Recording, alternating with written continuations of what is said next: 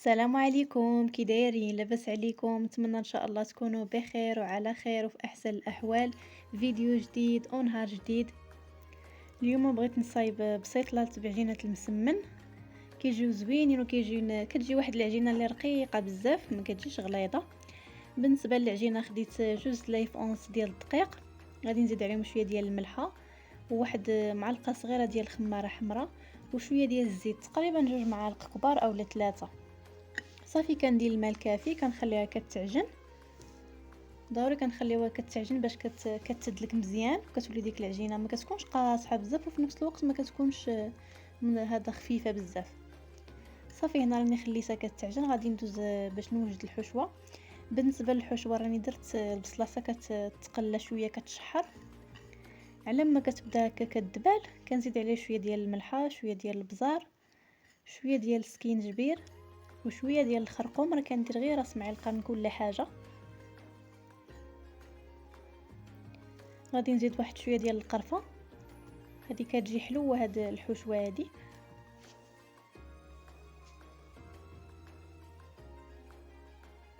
صافي غادي نبدا نخلط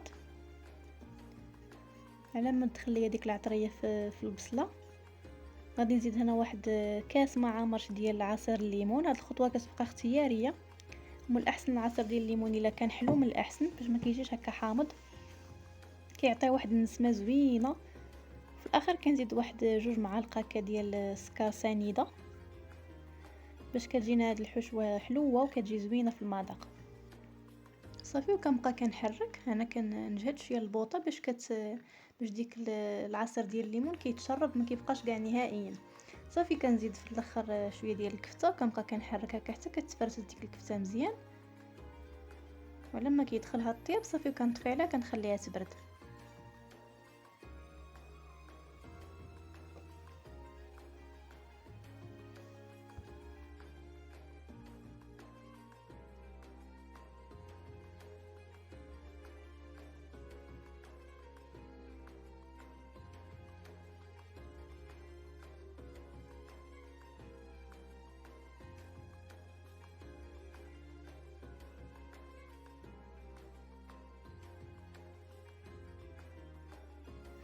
صافي هنا العجينه راه تدلكات، غادي نديرها في واحد البلاستيكه ترتاح شويه. هاد العجينه زوينه وكنخدموا فيها كيف ما بغينا، زعما ما كتعذبناش هكا في الخدمه، يعني كنشكلوها كيف ما بغينا. انا بالنسبه للحشوه الثانيه درت شويه ديال البصله تشحر، زدت عليها فلفله حمراء، شويه ديال العطريه كيف العاده صافي، ودرت عليها الشعريه الصينيه والثوم. صافي غادي نحركها مزيان ونضربها فوق البوطه شويه على ما تشحر لي غير ديك الشعريه تدخل فيها ديك العطريه ديال اللي درنا مع البصله والفلفله. وغادي نطفي عليها، غادي نخليها على جنب على ما تبرد وغادي ندوز للعجينه.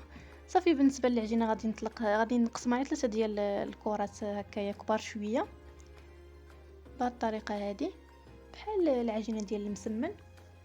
وغادي نطلق الكره الاولى، غادي نطلقها يعني مزيان، نحاول نطلقها مزيان. ضروري خصني نرققهم باش ما كيجوناش دوك المسمنات غلاظ. صافي كنستعن هكا بالزيت، كنديروا الزيت مع شويه ديال الزبده مذوبه كنخلطوهم بجوج. اللي ما عندوش الزبده يدير غير الزيت. صافي هكا كنبقى كنرشها بالزيت وكنديرها شكل مسمنه عادي، مسمنه كبيره مربعه. من بعد عاد باش نعاود نقرصها. كيف ما كتشوفوا هنا العجينه راه كتمشى معنا بسهوله، ما كتكونش قاصحه بزاف، يعني كنخدم بها كيف ما بغيت.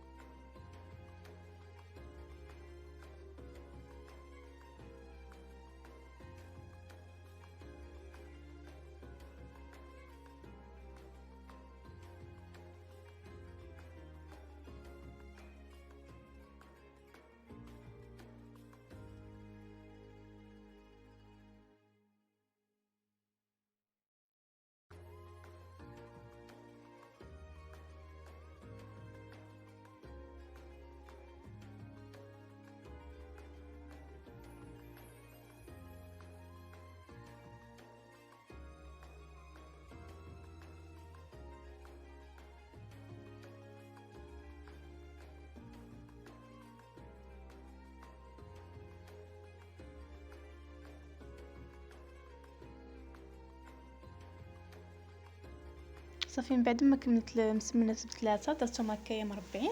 غادي ندوز للمسمنه الاولى اللي كنت خدمت، غادي نعاود نقرصها مزيان نطلقها مزيان حتى كنرققها،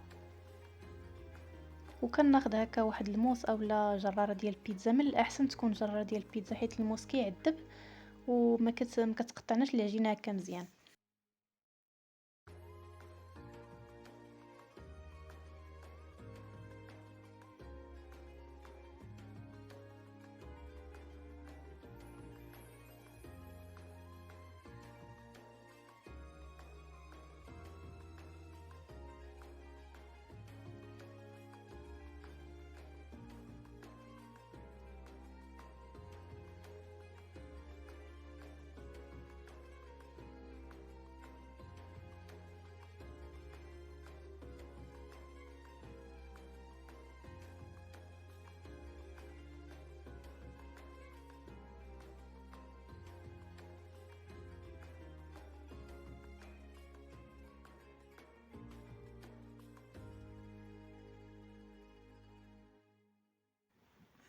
صافي هنا من بعد ما قطعت هكايا شرائط طوال كنخليهم هنا على جنب، وكنبدا نخدم وحده بوحده. كناخذ هنايا واحد هكا اطار هكا دائري اولا غلاقه ديال نوتيلا. الا عندكم شي اطار دائري هكا ديال البلاستيك حتى هو مزيان كنخدموا به. كناخذ داك الطريف ديال العجينه اللي كنت قطعت وكندير ديك الحشوه وكنبقى ندور عليه العجينه هكا بهذه الطريقه. طريقه سهله. نحاولوا هكا نجبدوا العجينه، ولا كان مثلا شي عجينه شويه غليظه كنقطعوها بالمقص باش ما كتجيش غليظه بزاف. صافي وكنحصلوا على هذا الشكل دائري، وكتجي واحد هكا واحد البسيطلات زوينين كيجيو مورقين.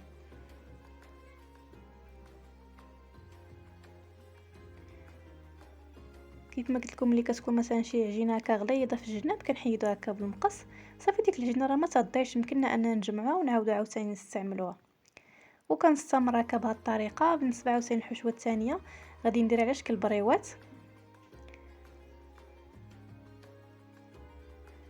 بين ما نكمل هنايا هاد البسيطلات هكا اللي مدورين ان شاء الله غندوز باش نصايب على شكل بريوات.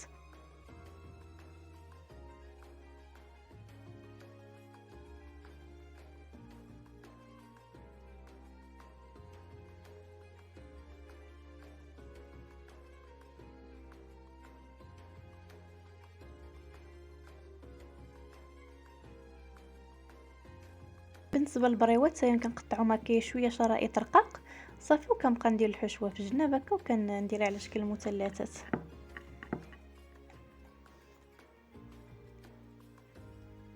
وكنستمر بهذه الطريقه حتى كنكمل ديك الكميه اللي عندي كامله.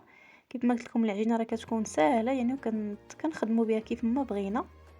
كنبقى كنلوي حتى كنوصلها غير النص، ما كنديروش داك الشريط كامل باش ما كيجوناش عاوتاني البريوات هكا غلاضين بزاف.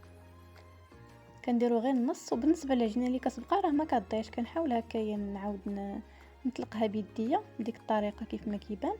صافي وكنبقى كنلوي حتى كنوصل للنص عاوتاني كنقطع بالموس حتى كنكمل.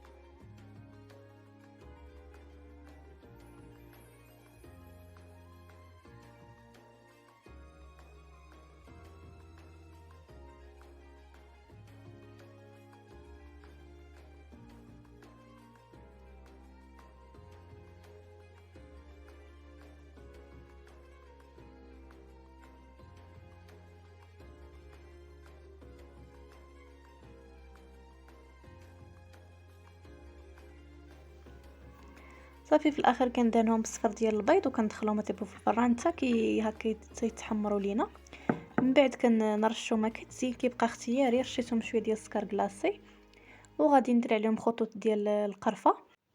من الاحسن تيبردوا لنا مزيان عاد باش نديروا عليهم سكر كلاصي. انا هنايا صافي مع كنمشي عليا الحال المغرب كنقرب يأذن كانوا مازال شويه دافيين، درت عليهم سكر كلاصي دغيا بدا كيذوب. المهم هكا كنصيحه زعما حتى كيبردوا شويه عاد باش كنديروا عليهم سكر كلاصي باش ما يذوبش. صافي كندير هكايا شكل خطوط هكا وكنعاود نديرهم بالعكس. وهذا هو الشكل النهائي ديالهم. البريوات كيفاش كيجي المنظر ديالهم كيجيو مقرمشين، وكيف ما قلت لكم كيجيو بحال الورقه رقاقين ومقرمشين. درت هنايا وحدين صغار وشي وحدين كبيبرين، هما يعني ديرهم كيف ما بغيتو.